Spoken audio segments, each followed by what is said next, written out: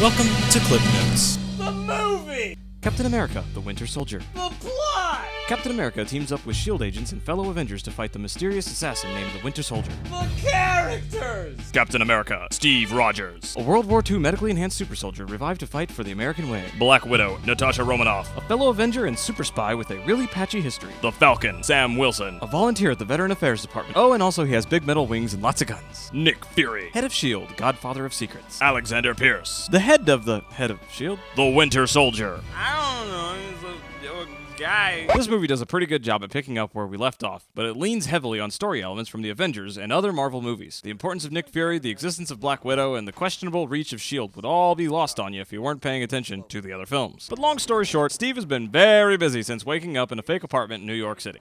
Sam Wilson and Steve Rogers chance to meet while jogging. They trade war stories, and Steve adds some of Sam's favorite music to his pop culture and historical knowledge to-do list. Steve gets called into a mission, and Black Widow arrives to pick him up. And then later on over the ocean, these S.H.I.E.L.D. guys, that's Brock Rumlow, also known as Set Dressing, brief cap on the mission to recover a satellite and hostages from a group of pirates and this dangerous killing machine of a man. And after Black Widow and Cap discuss Steve's empty love life, he jumps on into the ocean. Oh, look at him go, he's so crazy. Everything's a little more edgy and dark now. Cap's suit is way toned down, his shield is desaturated, and Black Widow straightened her hair. And I'm not happy about any of it. That was a good, unique costume. This is like Batman. Not that anything's wrong with Batman, but him and Captain America don't exactly have a lot in common. And Tasha, girl, you ain't looking fierce no more. There's a lot of badassery. Oh, that guy's Jasper Sitwell. He's a S.H.I.E.L.D. operative. This guy has never killed anyone doing this. Black Widow recovers some intel, which pisses off Captain America, because he just wants to save hostages, which he does. The next day, Captain America and Nick have a long talk about Cap being left out of the loop, so Nick shows him Project Insight. Project Insight? What's that? Well, S.H.I.E.L.D. constructed 3 new helicarriers with a little help from Tony Stark, who saw some flaws in the turbines on the other helicarrier. Look at him go. And Steve just don't like it. The helicarriers are fully loaded to take out enemies all over the world in the blink of an eye, which kind of circumvents due process, kind of a lot. But thanks to aliens invading New York City a few years ago, Fury's got all the fear-mongering he needs to back this project. Gee whiz, a cataclysmic event in New York City allowed the security group to turn giant guns on its own planet in order to deter outside invaders. Damn, boy,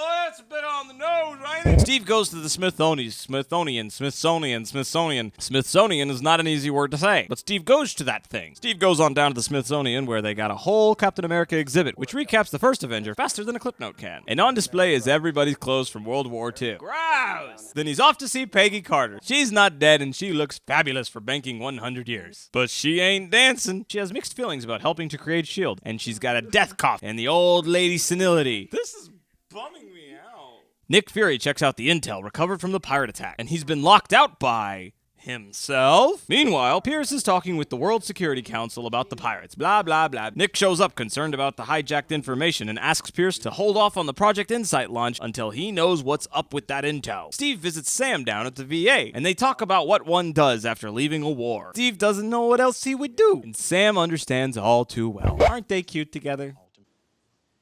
While Fury's driving around, he gets surrounded by a bunch of fake cops and SWAT and gets shot at. Fortunately, he has the best car in the world. And just when it looks like he's about to get away, in steps this guy, who looks pretty damn cool, dark and mysterious, and maybe if he'd pick up the pace a little bit, he would have been able to get Nick Fury before he Mace Windu'd his way out of the car. That was cool, but how about some boring-ass flirting with the neighbor? Steve Rogers' neighbor who does laundry sometimes. But things take a turn for the mysterious when she tells him he left his radio off. Radios always make Steve suspicious. Inside his apartment, Nick Fury, battered and broken, informs him that S.H.I.E.L.D. has been compromised, and then kapow, bang, boom! Nick gets shot straight through the wall. He hands over the intel and tells Steve not to trust anybody. Then anybody comes in. It's his neighbor.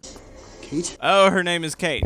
Steve Rogers' neighbor who is scary and owns a gun. I'm Agent 13 of S.H.I.E.L.D. Special Service. Oh, she's Agent 13. Agent 13. Steve's neighbor who does some laundry sometimes and is also apparently an agent. And Steve goes after the shooter. But that dude just catches the shield and tosses it back. Steve loses track of the guy and... Next scene! Agent Hill, Black Widow, and Steve convene at the hospital. Oh, there's Agent Maria Hill. She's from over the Avengers movie. Okay. Well, they get together at the hospital and they watch Nick Fury die on the bed. It's sad. Steve hides the intel in a candy machine, which is a nice movie visual, stupid idea. Cap is taken back to S.H.I.E.L.D. to talk with Pierce about Nick's death. Pierce and Nick are old friends who believe in major security. Rumors going around that Nick hired those pirates so that he could acquire and sell the intel and... What are we talking about? There were aliens in New York City. Does anyone even care about all this spy stuff? It's almost impossible to follow, and it doesn't matter. They even bring up Nick's mother's home address here. His mother? Moving on! Anyway, the punchier part here is that Steve says he can't trust anyone, and Pierce says if anyone gets in his way, he is going to regret it. Anyone's having a very shitty day. Then on the elevator, Rumlow, that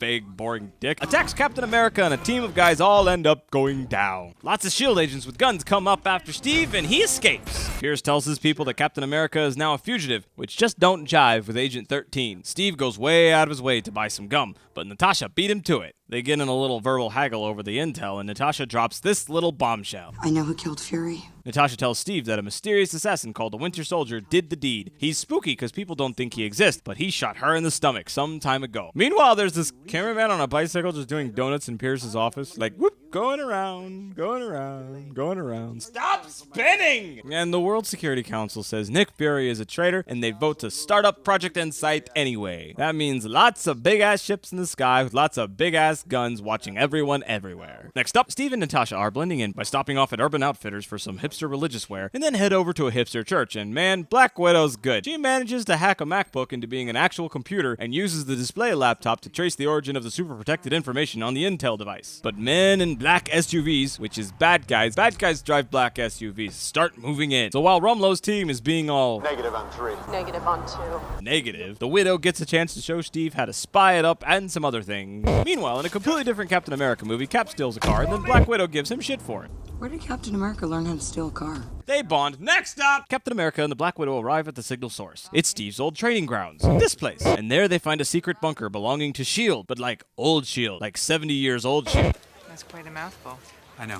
We're working on it. Jeez, Coulson, you guys been working on a name for that long? Secret elevator. Bullshit. Deep inside, they find a really big but really old computer, which turns out to be a digital recreation of the brain of Dr. Zola. Zola was hired by S.H.I.E.L.D. to help with good guy stuff, but he did bad guy stuff, including but not limited to regrowing Hydra within S.H.I.E.L.D., creating the Winter Soldier, starting war, assassinating people, killing Tony Stark's mom. Ooh, harsh. And convincing the world to give up freedom for security. And in comes Project Insight. And this villain monologue has to end when a missile comes in and blows the place up. Zola explodes because he was a cool Marvel villain for 5 seconds, and that's far too long for them to hold on to a good bad guy. Meanwhile, Pierce gets a visit from the Winter Soldier, who, guess what? They're pals. They're Hydra, they're bad guys. So after it turns out the organization in charge of all your missions and the world's security is infiltrated by Nazis, don't go to Tony Stark. Definitely leave Hawkeye out of this. No, what you need is that guy you met at the park. So Steve and Natasha hide out at Sam Wilson's place for some more bonding, and Natasha points out that Steve's prior death to stop Hydra was for nothing. I was trying to say, don't do that, Steve. So they realize that Pierce and Sitwell are Hydra people, and Sam says he wants to help because he has a thing. Vague. Can do help. Falcon folder. Okay. Sitwell is talking with Senator Stern, douchebag from Iron Man 2, who turns out to be Hydra. But anyway, Sitwell gets a free flight from Falcon. Real cool stuff. Sitwell spills the beans. Project Insight is going to wipe out all the good guys. For instance, A TV anchor in Cairo, the Undersecretary of Defense, a high school valedictorian in What? Iowa City, Bruce Banner, Stephen Strange, anyone who's a threat to Hydra. uh-oh. Them big cannons gonna kill millions of people at a time. Well, Captain America just can't let that happen. They go for a drive and the name of the movie shows back up, kills Sitwell, and starts a brawl. Kick, punch, shield, punch, shield, punch, knife, mash, flip, kick, wing, punch, mash, flip. And the Winter Soldier's mask comes off. It's Bucky! But not fall to his death, Bucky. How can that be? Well, clearly Bucky doesn't know. Who the hell is Bucky? So Captain America's friends try to kill Cap's other friend, and Rumlow and the Hydra S.H.I.E.L.D. folks show up and take away Captain America's trio into custody. Steve realizes that Zola's experiments on Bucky helped him survive the fall. Agent Hill busts them out and takes him to a secret bunker, and Nick's alive. Bucky's alive, Nick's alive, the Red Skull still dead. So Nick faked his death with Banner's anti-Hulk heart rate reducer in order to get the compromised S.H.I.E.L.D. off his trail. Meanwhile, in yet another secret bunker inside a bank, I guess, Bucky's getting his arm worked on and flashbacking to explain that he too was frozen, but by Zola, and kept alive for some many days. Pierce shows up to pep talk Bucky, but he's starting to remember stuff, so they wipe his stuff. Buy stuff. Back at the bunker, Fury and Hill lay out the plan. Get on the 3 helicarriers and swap out some computer parts with their own computer parts. And Steve says it's time to take down S.H.I.E.L.D., Hydra, and the whole lot. Then he goes up on a big damn dam and flashes back about Bucky. I tried to tell you in the first one, Peggy Carter never stood a chance. Flashback Bucky's all, I'm with you till the end of the line. Sam thought that he was gonna be Cap's new best friend, so he's all, Bucky doesn't remember you. Forget about Bucky. Jealous much? Doo-dee-doo, Stan Lee. Oh, Captain America's suit has been stolen from the Smithsonian because the name of the movie shows up and good costume again. This is such a good moment that even his team, not the Avengers, assemble, and no one mentions the mothball-ass smell that must be permeating from that relic of a uniform. They've known about the imminent launch and purpose of Project Insight for about 16 hours, and with 2 hours to go, it's time to strike. So, over here in the Dreamatorium, Abed lets Captain America into the S.H.I.E.L.D. control room, where he ruins Pierce's toasting to Project Insight, so that he can give an all-American speech to the S.H.I.E.L.D. agents. Except for these guys, they're busy. And he outs Pierce and Hydra, and tells folks to stop those helicarriers. Did you write that down first? Or was it off the top of your head? Jeez, Sam, hop off Steve's dictation, bro. Back at Project Insight, it's a shootout at the OK Corral. Agent 13 versus Rumlow versus It's All Hydra versus S.H.I.E.L.D. everywhere, and helicarriers get launched anyway. See, you had 16 hours, should have gotten on the ships when they were still grounded, but oh well, gonna have to action movie it up now. Pierce lectures the Security Council for a second, and then one old lady starts, yeah, get him, hell yeah. Nope, never mind, it's Black Widow in disguise. Bang, bang, explosions, action scenes, and guns and stuff. Just crazy stuff. Natasha has the upper hand and she starts dumping all of Hydra's secrets online. And that's a lot of secrets. Black Widow's past, S.H.I.E.L.D.'s activity, and probably your internet history. More action stuff. Cap changes out one of those computer cards. Falcon changes out another.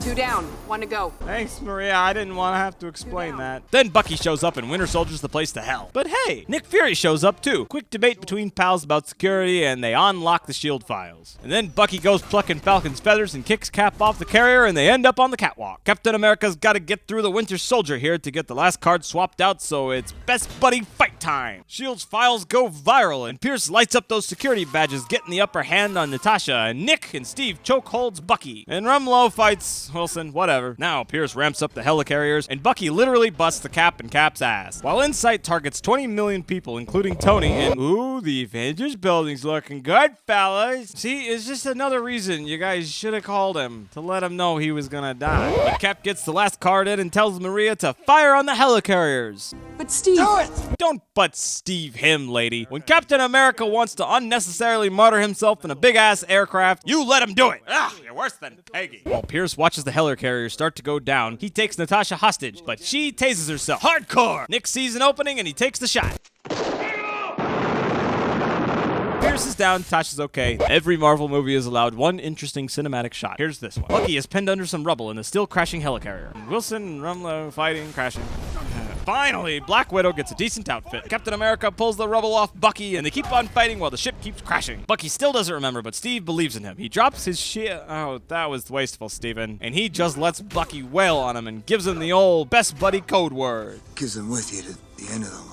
Steve falls to his certain death, again, very dramatic. Bucky saves him though, and full of conflicts, disappears into the Washington, D.C. forest. Steve wakes up in the hospital and Sam gets very Marvin Gaye on him. So S.H.I.E.L.D.'s gone, but people's gotta work. Agent 13 gets a job at the CIA. Maria gets a job at Stark Industries. Senator Stern gets arrested. Fail Hydra! Rumlow looks like shit. Natasha's on trial or something, I don't know. The American government's getting a little uneasy about all these Avengers folks. And Nick is burning up his old identity. Everybody convenes at Nick's fake grave, and his tombstone is all... The path of the righteous man. But seriously though, I would not trust a tombstone with an ellipses on it. What's he got left to say? Nick heads off to Europe to keep finding Hydra agents, and Natasha tells Steve to go hit up that old neighbor of his for a date. Oh, her name is Sharon. Sharon. Steve's neighbor who's something, something, something. And then Black Widow gives him a file on his first true love. It's just so hard to pick sometimes, isn't it, Steve? Alright, so this is when to sojourn to find the Winter Soldier. Mid-credits scene! Baron von Monocle Face here has quite a collection of Marvel memorabilia. He's got Loki's scepter and a couple of twins. Somebody super fast and somebody super telekinetic. There's nothing more horrifying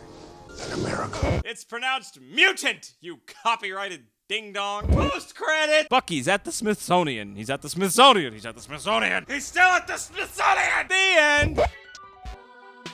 Lots of people feel like this movie took the Marvel Universe up a notch, which is surprising with the sudden inclusion of the Russo brothers, who only had a couple of lowbrow comedies in their roster. But heck, this was a good story. If you actually remember Bucky in those, I think, 3 scenes from the first Avenger, then that might have had an impact on you when he shows up in this one. And if you're paying attention to real-world issues, then yeah, the whole movie might actually speak to you on a whole other level. Even Captain America's uniform. That was a fantastic move. Captain America is American ideology, and his suit changing from an R, white, and B to this symbolizes the shift in that ideology from classic freedom and democracy to a colder, more corporate and generic force. To lose that idealism is to lose freedom. Steve loves shields, but he'll gladly throw his shield away to ensure that people or a person can be free. And seriously, Pierce's pro-Hydra banter and Nick's high-security philosophy come so close to matching up, it's hard to even differentiate a secondary Nazi plan from a fear-mongering post-9/11, post-alien invasion invasive action. That's not how a patriot should act.